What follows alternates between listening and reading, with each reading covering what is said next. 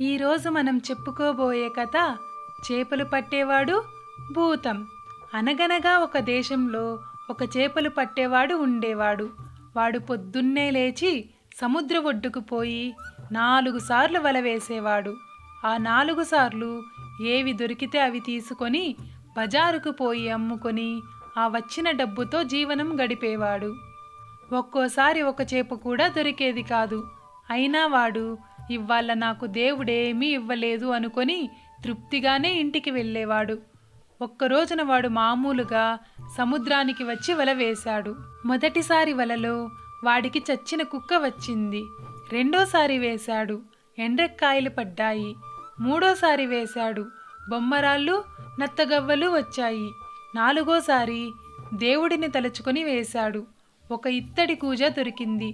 వాడు అది చూసి చాలా సంతోషించాడు. ఇది అమ్ముకుంటే 100 చేపల ధర అయినా పలుకుతుంది అనుకున్నాడు. కూజాకు మూత వేసి చుట్టూ తాడి కట్టి ఉంది. అది చూడగానే వాడికి ఒక ఆలోచన కూడా తట్టింది. ఈ కూజా నిండా ఎవరైనా బంగారం పోసుకొని ఉండకూడదా అనుకున్నాడు. అనుకుని వాడు తాడు విప్పాడు. తాడు తీసివెయ్యగానే మూత దానంతటదే ఎగిరి వచ్చింది. చేపలవాడు ఆశతో కూజాలోకి చూశాడు. అతనికి దానిలో పొగ తప్ప ఏమీ కనిపించలేదు. కానీ ఆ పొగ క్రమంగా బయటకు రాసాగింది. అది అలా వచ్చి వచ్చి ఆకాశం ఎత్తుకుపోయింది. ఆ తరువాత ఆ పొగ అంతా ఒక చోటకు చేరి పెద్ద భూతమయ్యింది. పాపం చేపలవాడు భూతాన్ని చూడగానే భయపడి పారిపోదామనుకున్నాడు. కానీ భూతం పోనివ్వలేదు. ఓ రాజా, నీ మాట ఇక ఇప్పుడు వింటాను, రా పోదాము అన్నది. చేపలవాడికి ఆశ్చర్యం వేసింది. ఎవరిని నువ్వు పిలిచేది? నేను రాజును కాను అన్నాడు. నువ్వు సాల్మన్ రాజు కదా అని అడిగింది భూతం. ఊహు, ఆ రాజు 1000 ఏళ్ల కిందటే చచ్చిపోయాడు. నేను చేపరాజుని. ఈ మాట విని భూతం ఆకాశం దద్దరిల్లేటట్టుగా నవ్వి, చేపరాజువా నువ్వు? అయితే ఉండు, నిన్ను తినబోతున్నాను అన్నది. చేపలవాడు గజగజ వణుకుతూ, నన్ను చంపుతావా? ఎందుకు? నిన్ను ఈ కూజాలో నుండి వదిలిపెట్టినందుకా? నేను చేసిన మేలుకు ఇదేనా నువ్వు చేసే సహాయం అన్నాడు. ఇదే, నిన్ను తినక తప్పదు. అయితే నువ్వు ఎలాగో చావబోతున్నావు కాబట్టి వరం కోరుకో, నీకు ఆ వరం ఇస్తాను అన్నది.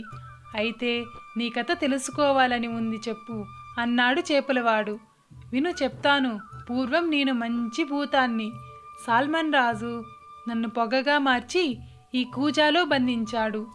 బంధించి నన్ను తీసుకెళ్ళి సముద్రంలో పారవేయించాడు. నేనప్పుడు ఎవరైనా వచ్చి నన్ను ఈ కూజాలో నుండి వదిలిపెడితే వాడికి పెద్ద సహాయం చేద్దామనుకున్నాను. చాలా కాలం ఎవ్వరూ రాలేదు. ఇక నాకు కోపం వచ్చింది. ఈసారి ఎవరైనా వచ్చి నన్ను వదిలిపెడితే వాడిని చంపుదాము అనుకున్నాను. నువ్వు వచ్చి విడిపించావు. నిన్ను నేను చంపక తప్పదు అని అన్నది. ఇక భూతాన్ని బ్రతిమిలాడినా లాభం లేదు అనుకున్నాడు చేపలవాడు. వాడికి హఠాత్తుగా ఒక ఆలోచన తట్టింది. ఓ భూతమా, నీ మాటలు నేను నమ్మలేకుండా ఉన్నాను. అంతా అబద్ధంగా అనిపిస్తుంది. ఇంత పెద్ద భూతానివి ఈ కాస్త కూజాలో ఉన్నావంటే ఎలా నమ్మేది? నా కళ్ళతో చూస్తే గాని నేను నమ్మలేను అన్నాడు చేపలవాడు. ఈసారి భూతం మోసపోయింది. అలాగా, నన్ను నమ్మలేవా? అయితే ఉండు, చూపిస్తాను అని ఆ భూతం మళ్ళీ పొగగా మారి కూజాలోకి పోయింది. పోయి, ఇప్పుడు నమ్ముతావా నా మాట అని అడిగింది. కాసేపు ఆగు, సరిగ్గా చూడనివ్వు అని చేపలవాడు గబుక్కున కూజాకు మూత పెట్టి తాడుతో గట్టిగా బిగించి వేశాడు. లోపలి నుండి భూతం లబలబలాడటం మొదలుపెట్టింది. ఓ చేపరాజా, నన్ను వదిలిపెట్టు, నిన్నిక చంపను, నీకెంతో ధనమిస్తాను అన్నది. నేను నీ మాటలు నమ్మను అన్నాడు చేపరాజు. బేతాళుడి మీద ఒట్టు, నిన్ను ఏమీ చెయ్యను, వదిలిపెట్టు అని భూతం బ్రతిమిలాడింది. చేపలవాడు వదిలిపెట్టాడు.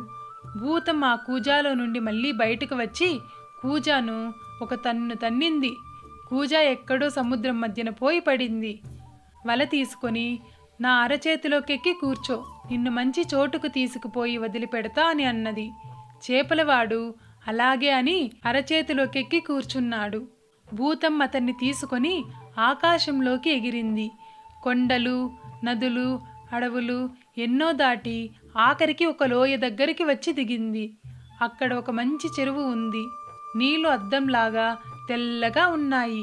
భూతం చేపలవాడితో, నువ్వు రోజు ఇక్కడ ఒక్కసారి వల వేసుకో, 4 చేపలు పడుతాయి.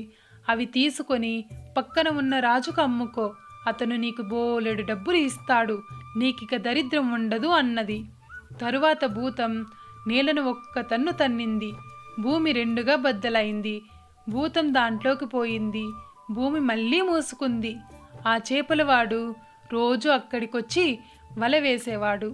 4 రంగుల్లో 4 చక్కటి చేపలు పడేవి.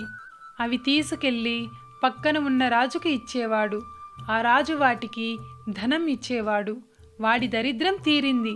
హాయిగా భార్య బిడ్డలతో జీవించసాగాడు.